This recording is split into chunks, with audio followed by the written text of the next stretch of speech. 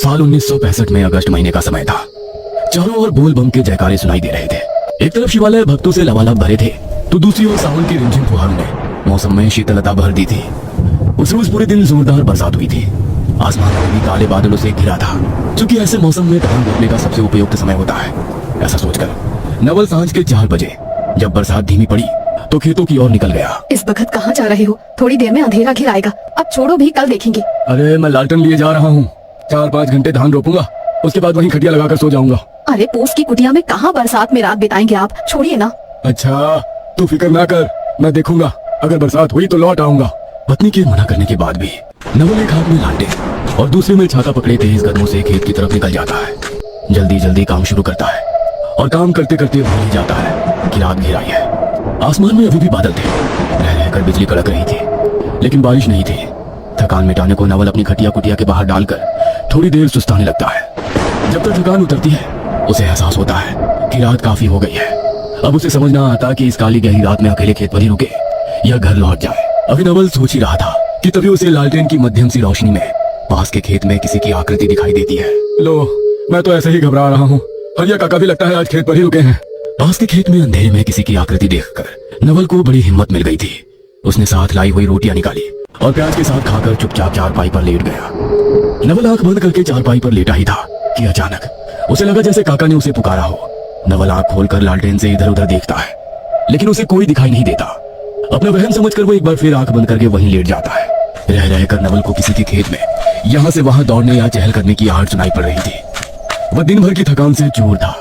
आसपास होती हलचल को नजरअंदाज करके वह लगभग नींद में पहुंच गया था। अचानक ही आधी रात गए उसे एहसास हुआ कि आसपास कहीं बहुत तेज आवाज में ढोल बाजे नगाड़े बज रहे हैं। कुछ देर नींद की जोर में वो आवाज को इग्नोर करता है, लेकिन ढोल बाजों की आवाज लगातार उसके नजदीक आती जा रही थी। कुछ ही देर में ढोल के साथ साथ भीड़ के शोर की आवाज भी नवल के कानों में पड़ने लगती है। अब उस शोर में चारपाई पर आंख बंद करके लेट पाना उसके लिए संभव नहीं था। वो चारपाई से उठकर खड़ा हो जाता है और शोर की दिशा में देखने का प्रयास करता है। नवल को कोई अंदाजा नहीं था इस समय रात का कौन सा पहर चल रहा है।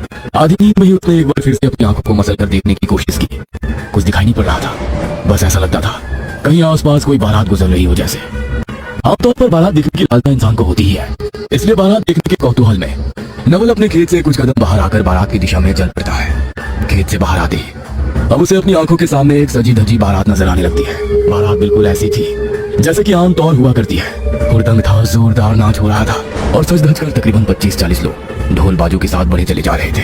अरे किसकी बारात है ये?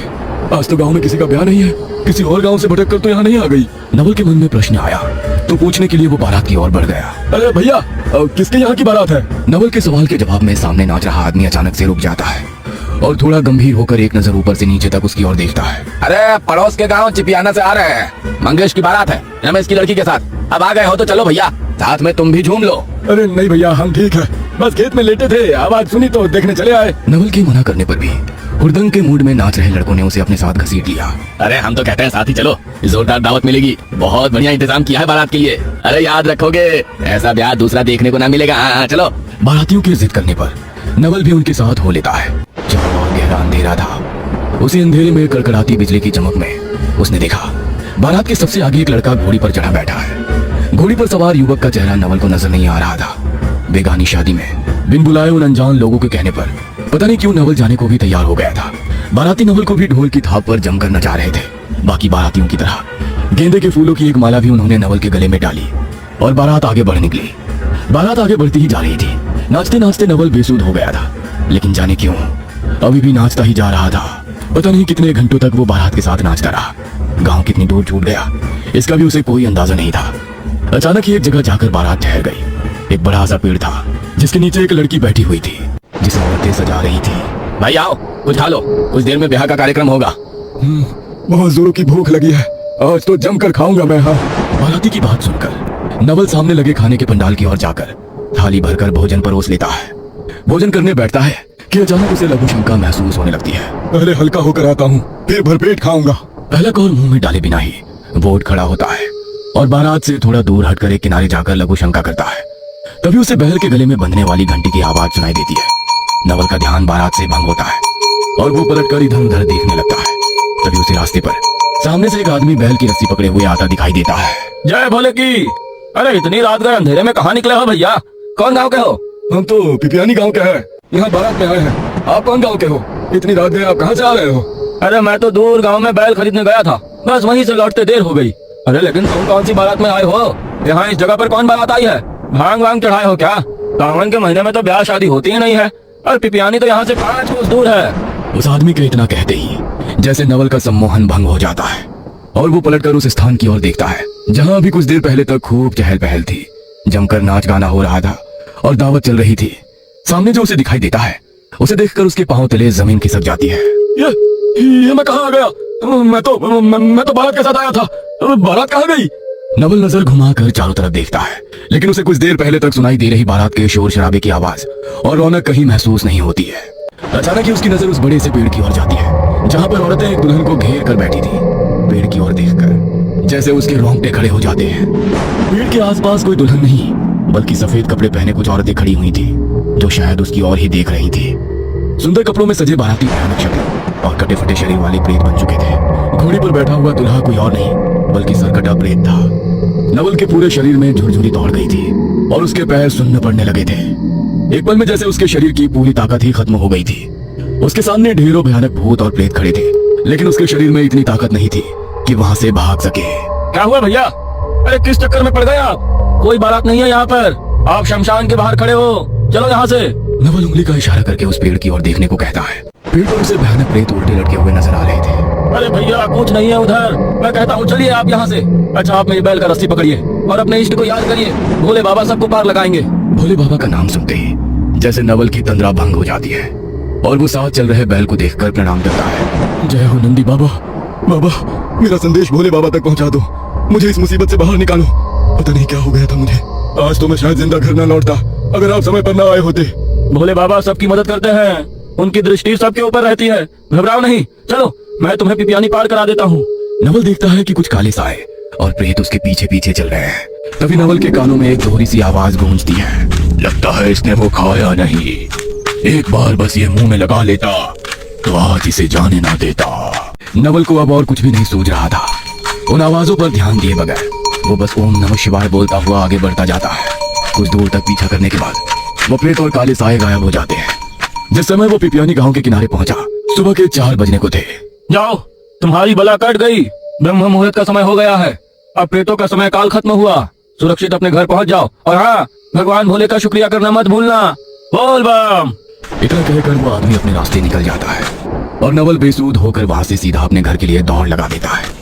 आधे घंटे के बाद जब वो अपने घर के दरवाजे पर पहुंचता है तो बुरी तरह हाँफते हुए जोर जोर से घर का दरवाजा पीटने लगता है। इतनी सुबह यूं दरवाजे पर दस्तक सुनकर घबराकर उसकी पत्नी दरवाजा खोल देती है। सामने देखती है कि उसका पति दरवाजे पर खड़ा हुआ है, जिसके कपड़े पर एक भी बूंद पानी नहीं है, जबकि बाहर जोरों की बरसात हो रही थी। आप इतनी सवेरे सवेरे क्या हुआ जी? इतने घबराए हुए क्यों लग रहे हैं? और बाहर तो इतना पानी बरस रहा है, लेकिन आपके कपड़े तो सूखे हुए दिखाई दे रहे हैं। आप बाहर से नहीं आए हैं क्या? इस एक रात में नवल ने इतना कुछ देख लिया था कि अब पत्नी के किसी भी सवाल का उत्तर देने की क्षमता उसके अंदर नहीं बची थी। किसी तरह लड़खड़ाते हुए वो 2 कदम घर के अंदर लगता है और गिरकर बेहोश हो जाता है। पति की ऐसी हालत देखकर नवल की पत्नी किशोरी बहुत घबरा जाती है और दौड़कर पड़ोस वाले काका को बुला लेती है। जैसे ही खबर मिलती है, गांव के कई सारे लोग नवल के दरवाजे पर इकट्ठा हो जाते हैं। किसी तरह पानी छिड़ककर हाथ पैर मलने के बाद आधे घंटे में उसे होश आता है और वो पिछली रात हुई सारी आप बीती सुनाने लगता है। अरे तुमको किसने कहा कि कल हम रात में खेत पर सोए थे? हम तो पूरी रात अपने घर में सोए हैं। और हम तो क्या, इतनी बरसात में कोई गांव का आदमी खेत पर नहीं गया। कुछ तो दिमाग लगाओ, सावन के महीने में कौन सा ब्याह होता है? और जिस रमेश की लड़की की तुम बात कर रहे हो ना, उसको मरे हुए 3 दिन हो गए हैं। तुम क्या जानते नहीं हो मरे हुए आदमी का ब्याह हुआ करता है क्या? काका की बातें सुनकर तो नवल का शरीर एक बार फिर से सुन्न पड़ने लगा था। एक बात बताओ, उस आदमी का नाम नहीं पूछे जो तुमको उस प्रेत बारात से बचा कर लाया? कौन था? कौन गांव का था? टिमरी गांव बताया था, शायद शिव नाम था उसका। एक बैल लिया था, कहीं दूर गांव से खरीद कर लाया था। अरे हम तो कहते हैं किशोरी बिटिया, तुम्हारा पूजा पाठ काम आ गया। शिव नाम नहीं बताया था। हमको तो लगता है भगवान शिव ही थे जो नंदी के साथ तुमको वहाँ बचाने के लिए प्रकट हुए, वरना वो भूतों की बारात उनको काहे नहीं दिखाई दी? तुमको ही क्यों दिखाई दे रहे थे? जिस टिबरी गांव का तुम नाम ले रहे हो ना, दूर दूर तक 20 कोस तक में भी इस नाम का कोई गांव नहीं है यहाँ पर। अरे उम्र बीत गई हमारी इसी गांव में रहते रहते। आसपास के 7 गांव के लोगों को तो नाम से ही जानता हूँ मैं। एकाएक नवल को उस आदमी की बात याद आती है आज कौन सा दिन है? सोमवार। क्या हुआ? कुछ नहीं, बस भोले बाबा का शुक्रिया अदा करना है। चलो मंदिर जाकर जलाभिषेक करते हैं। आज से मैं हर सोमवार को शिव मंदिर जाकर भगवान शिव का जलाभिषेक किया करूंगा। गांव के लोगों का कहना था कि नवल को उस रात साक्षात भोले बाबा मार्ग दिखाने आए थे। उस दिन के बाद गांव में सावन के दिनों में प्रेत बारात निकलने की बात आग की तरह फैल गई। कहते हैं उस घटना से सबक लेकर आज भी लोग देर रात तक बाहर निकलने से डरते हैं।